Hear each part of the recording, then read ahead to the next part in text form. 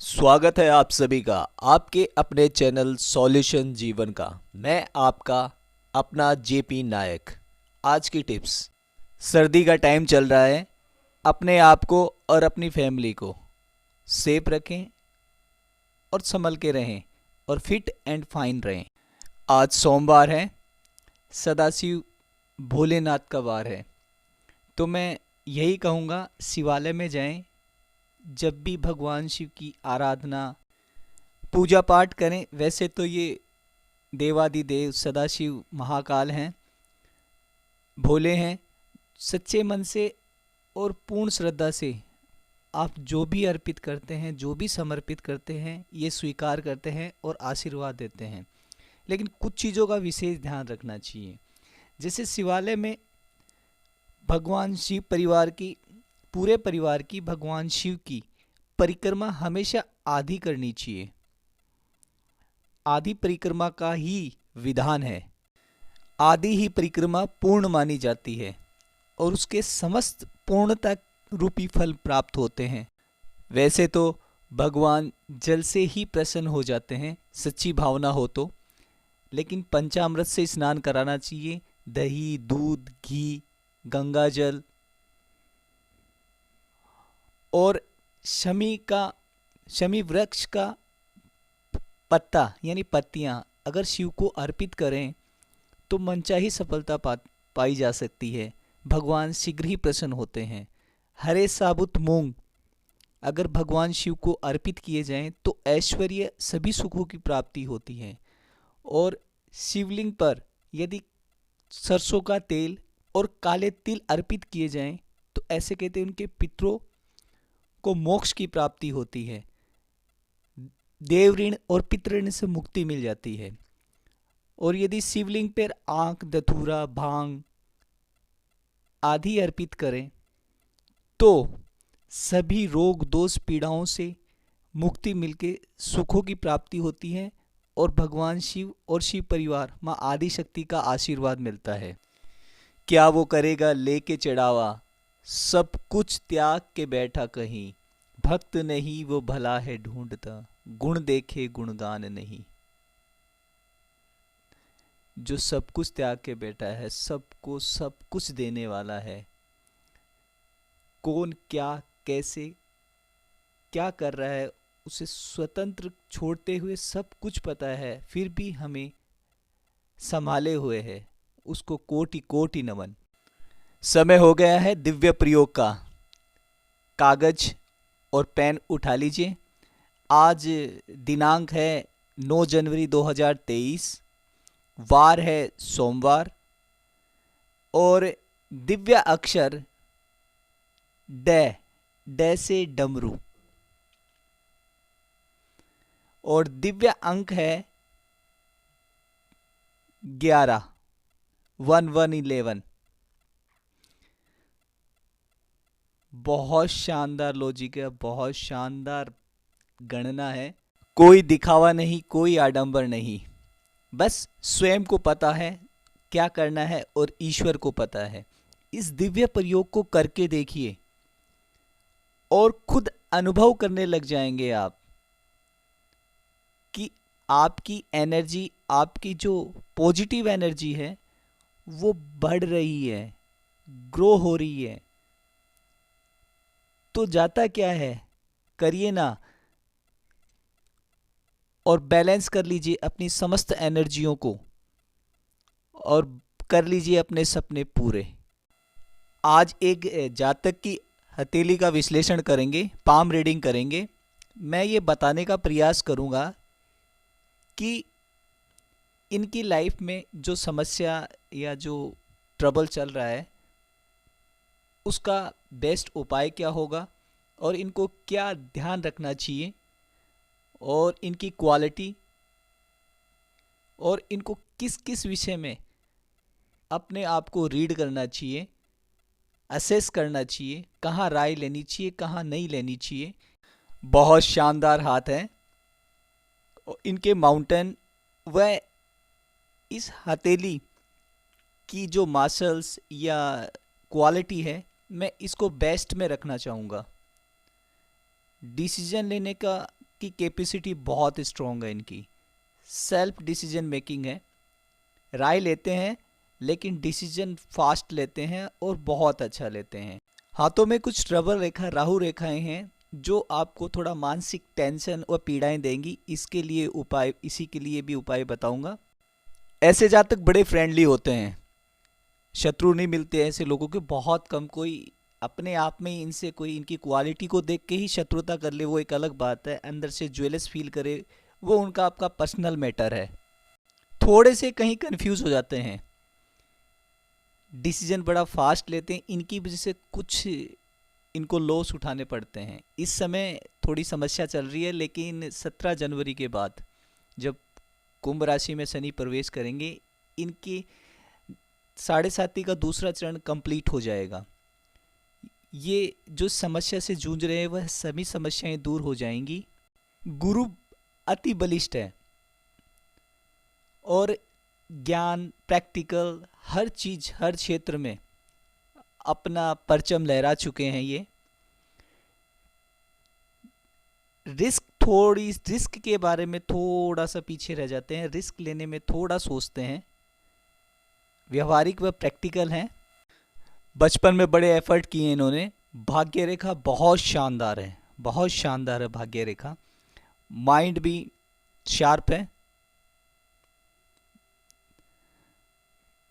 शुक्र पर्वत पर थोड़ा सा ट्रबल दिख रहा है, इसके लिए इन्हें मैं उपाय बताऊंगा, वो ये उपाय करें, बेस्ट रहेगा।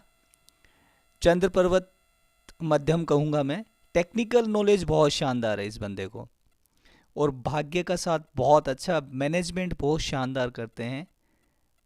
नेम फेम किसी चीज की कमी नहीं है इस व्यक्ति के पास में।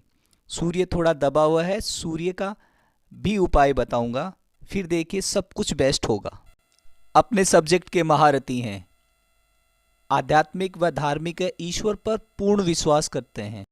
मंगलवार को सुंदरकांड या हनुमान चालीसा करें, सूर्य भगवान को अर्घ दें और लिटिल फिंगर में चांदी की अंगूठी धारण करें और कबूतरों को दाना डालें और फिश एक्वेरियम घर में रखें उत्तर पूर्व दिशा में।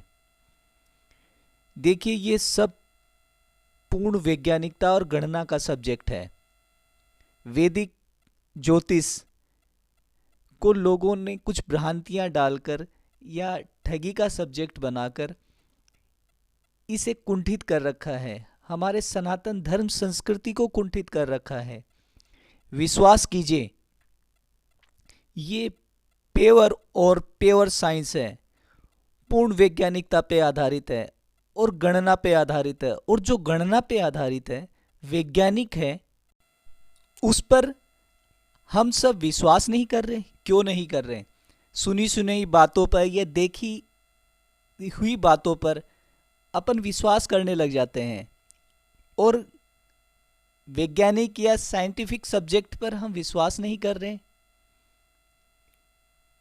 ये कैसा लॉजिक है? ये कैसी सोच है? ये कैसी सिद्धांत बना ली है अपन लोगों ने? या कैसा षड्यंत्र है ये?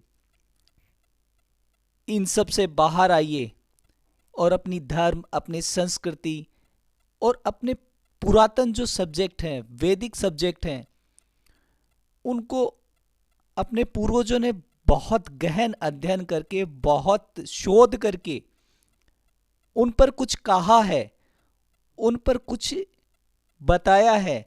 वह अनुभव व शोध व अध्ययन करके बताया है, ऐसे ही नहीं कहा। आज की भौतिक साइंस, जिसे हम बहुत हाई टेक या टेक्नोलॉजी से सुपर साधनों के साथ में होते हुए भी जो शोध अब कर रही है, वो शोध अपने पूर्वजों ने, अपनी वैदिक संस्कृति ने हजारों साल पहले कर दिए। और कुछ षड्यंत्रकारियों ने वो पेटेंट अपने नाम कर लिए और अब हम उन आविष्कारों को, उन शोधों को कुछ दूसरे लोगों के नाम से जानते हैं, अन्य लोगों के नाम से जानते हैं। ये तो परमात्मा की कृपा है, वो ही जाने उसकी लीला। लेकिन मैं ये चाहता हूं कि सनातन धर्म संस्कृति, पूरा विश्व जिसका ऋणी होना चाहिए, हमने सबको दिया है, जो सनातन है, जो सर्वत्र है। उसने बहुत कुछ सोच रखा है और सब कुछ सोच रखा है। उस सर्वशक्तिमान पर विश्वास करते हुए अपने आप पर विश्वास कीजिए, अपनी एनर्जी पे विश्वास कीजिए, अपनी धर्म संस्कृति पे विश्वास कीजिए। और इस बात को हमेशा याद रखिए, अपने आप को दोष देना, अपनी धर्म संस्कृति को दोष देना बंद करें। आप जो जैसे हैं, जिस रूप में हैं, जिस जगह हैं, बेस्ट है, सबसे बेस्ट है। इसलिए फोकस करें अपने आप को, अपने जॉब को, अपनी क्वालिटी को। धर्म, अर्थ, काम, मोक्ष, ये प्रैक्टिकल या आधुनिक साइंस जहां हजारों साल पहुंचेगी, हजारों साल बाद पहुंचेगी, सही सुना, वहां हम हजारों साल पहले पहुंच चुके हैं। देख लीजिए कितनी आधुनिक है, कितनी वैज्ञानिक है अपनी सनातन वैदिक संस्कृति। विश्व के जगत गुरु की उपाधि भारत को ऐसे ही नहीं मिली। बहुत त्याग किया होगा, बहुत परिश्रम किया होगा, क्या सुपर क्वालिटी रही होगी कि पूरे विश्व ने इसको जगत गुरु माना। यहाँ शिक्षा ग्रहण करने आते थे लोग, और सबसे उन्नत और सबसे विकसित सभ्यता इस धरा पर देवीय कृपा और परमपिता परमात्मा अभौतिक से भौतिक रूप लेने के लिए जन्म लेते हैं, अवतार लेते हैं। कुछ तो विशेषता होगी इस जगह में, कुछ तो गुण होंगे। जहां परमपिता परमात्मा अभौतिक निराकार पर ब्रह्म भौतिक रूप लेके, एक मानवीय देह लेके और लीलाएं करते हैं, और धर्म के प्रति, प्रेम के प्रति, करुणा के प्रति, ममता के प्रति, या समाज को मार्गदर्शन देने के प्रति एक श्रेष्ठ से श्रेष्ठ उदाहरण प्रस्तुत करते हैं। भगवान श्री कृष्ण, श्री नारायण का वह अवतार जिसमें समस्त कलाएं थी, समस्त कलाएं, और ऐसी लीलाएं रची उन्होंने, ऐसी लीलाएं रची, प्रेम, करुणा, भक्ति, दया, सभी, राजनीति, अर्थनीति, युद्ध नीति, सभी में ऐसे श्रेष्ठ उदाहरण प्रस्तुत किए। उस